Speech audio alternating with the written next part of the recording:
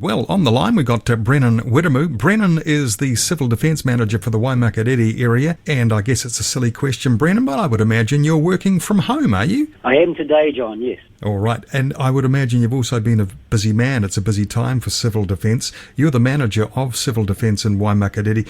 Brennan, could you just tell us a bit about the work that you've been doing over the past week? Yeah, so probably most of the work so far we've been doing under the Council's Pandemic Business Continuity Plan.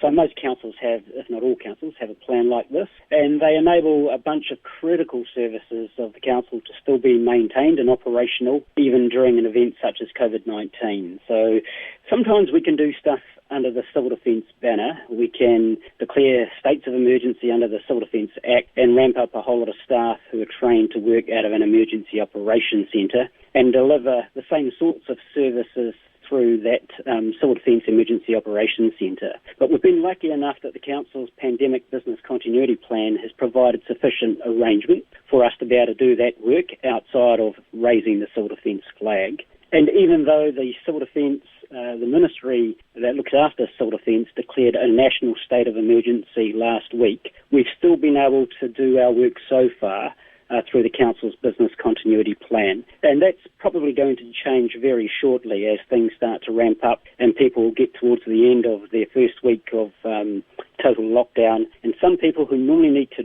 travel to get things like food, medical supplies, are not able to do that easily, and so we may have to ramp up something else a little bit different to the Council's Business Continuity Plan. Okay, and I would imagine, the nature of the pandemic is affecting the way you respond, Brennan. Yeah, it does. I mean, one of the very first things that we have to think about is how can we run a coordination centre without physically coming together in the same room. So part of the work we did last week, as well as working out under the Council's Pandemic Business Continuity Plan, was to practice how we would work in a virtual environment. So we're heavily reliant on technology, just as most people are reliant right now on broadband and internet connections. And we did that quite successfully last week.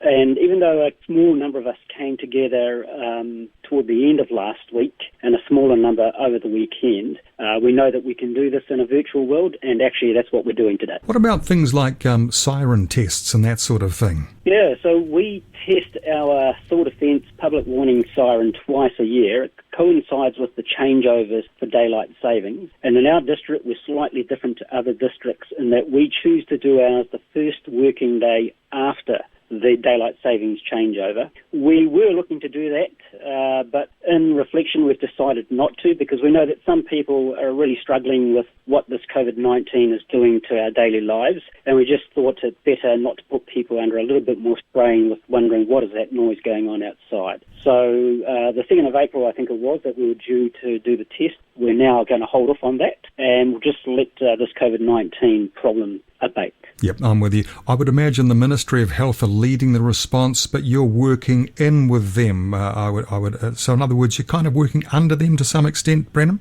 Spot on, John. Yes, there are national arrangements and protocols for how emergencies work, and this emergency is all about a health problem. So absolutely, very clearly, without any confusion, the Ministry of Health is in charge, and at our local levels, it means Canterbury District Health Board for our district is in charge, and there are some things that are not to do with fighting the bug that they don't want to have to deal with, and so Civil Defence will pick up that slack. Okay. What advice would you have for residents listening to us right now here in the Waimakariri, the Hurunui, during the lockdown? From Civil Defence, what advice, Brennan? First and foremost, listen to everything that the Ministry of Health is saying. Take all of the critical advice from the Ministry of Health's COVID-19 website and don't deviate from that. Secondly, we've all found that the Prime Minister's broadcasts over TV have been very informative, and so listen to those very carefully. Thirdly, if you're in emergency need of help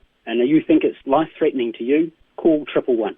Fourthly, if you need help and it doesn't meet the threshold for a 111 call us at the local council. The council's normal 0800 number is open 24/7, 365 days of the year, and they'll put you through to our Civil Defence team. Cool. That's a quiet time for people in lockdown, but I guess that presents some opportunities to, check your emergency preparations, Brennan. Absolutely dead right, and never before has it been more important to have a good supply of basic needs, essential needs for yourself and your family, especially whilst we're in this lockdown procedure and, people normally have to keep stuff for 3 days. We're going well beyond that 3-day margin now. Luckily for us, services are not broken. Utilities like water supply and electricity and phone lines are not broken. So to a degree, people can still, supplement what might be in their 3-day survival kit and get that up to surviving the next couple of weeks. Great, Brennan. Fantastic to hear from you. Brennan Wiremu, everybody, the Civil Defence Manager for the Waimakariri area.